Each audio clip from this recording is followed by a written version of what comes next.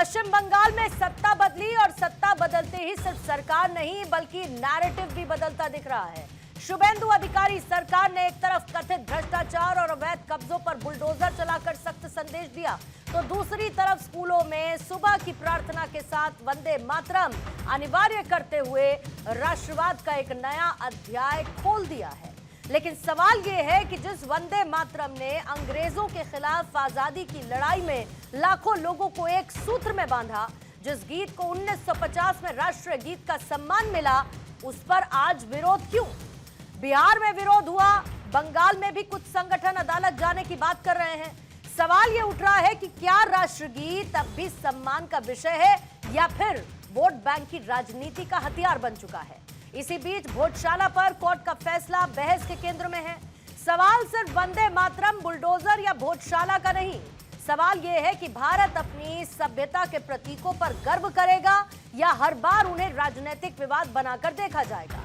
और इससे भी बड़ा सवाल, हर बार आस्था के मुद्दों पर राजनीति कौन करता है?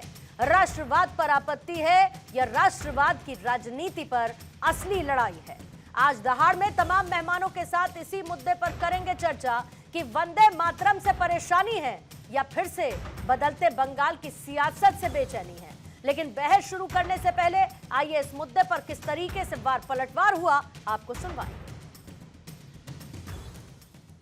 संसद में ये आइन पास हुआ है। भारत का नियम है आपको नेशनल एंथम के साथ वंदे मातरम की भी गाना है। अगर देश में रहना है, भारत को हम लोग माँ समझते हैं, मानते हैं, समझते नहीं है, पूजा करते हैं। तो अगर भारत में रहना है तो भारत का आइन फॉलो करना है। अगर भारत का आइन नहीं फॉलो करेंगे तो सख्त से सख्त सजा आपका होगा, और नहीं तो भारत से बाहर चले जाइए, दूसरे देश में चले जाइए।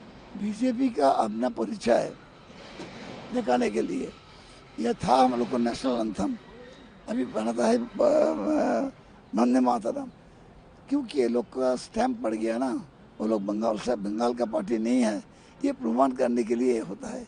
वंदे मातरम देखिए बंगाल की एक ऐसा उद्गार था जिसे लाखों लोग रास्ता में आके स्वतंत्रता की लड़ाई की, गोली खाई, जेल गए, फांसी में चढ़ते समय भी वंदे मातरम बोले। और 12 साल का सुशील दास ने वंदे मातरम बोला था, उसको 12 चाबुक मारा गया था। इतना सेक्रीफाइस इस और समाज को इतना बड़ा प्रेरणा दिया जो संगीत वो बंगाल में गाने के लिए उसको अनुमति नहीं है, यहीं लिखा गया, ऋषि बंकिम ने लिखे हैं। तो उसका हम लोगों ने इम्प्लीमेंट किया है और आज से हर स्कूल में इसका गायन होगा। वंदे मातरम के टुकड़े करने के फैसले में, वंदे मातरम के टुकड़े कर दिए, उस फैसले के पीछे नकाब ये पहना गया, चोला ये पहना गया, ये तो सामाजिक सद्भाव का काम है। लेकिन इतिहास इस बात का गवाह है कि कांग्रेस ने मुस्लिम लीग के सामने घुटने टेक दिए और मुस्लिम लीग के दबाव में किया, और कांग्रेस का ये तुष्टीकरण की राजनीति को साधने का एक तरीका था। आदरणीय अध्यक्ष जी, तुष्टीकरण की राजनीति के दबाव में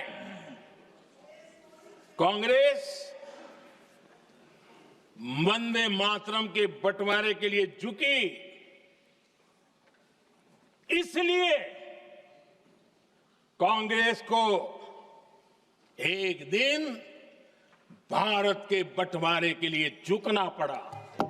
तो आइए आज की दहाड़ की चर्चा शुरू करने से पहले आज के सवाल आपके सामने रख देती हूं। पहला सवाल यही, करप्शन पर एक्शन, बुलडोजर से किसे टेंशन? राष्ट्र प्रेम पर सियासत, वंदे मातरम से क्यों नफरत? भोजशाला हिंदू मंदिर, मौलाना को किस बात का डर? कोर्ट से सहमत भाईजान, कौन कर रहा हिंदू मुसलमान? वंदे मातरम से परेशानी या बदलते बंगाल की सियासी बेचैनी?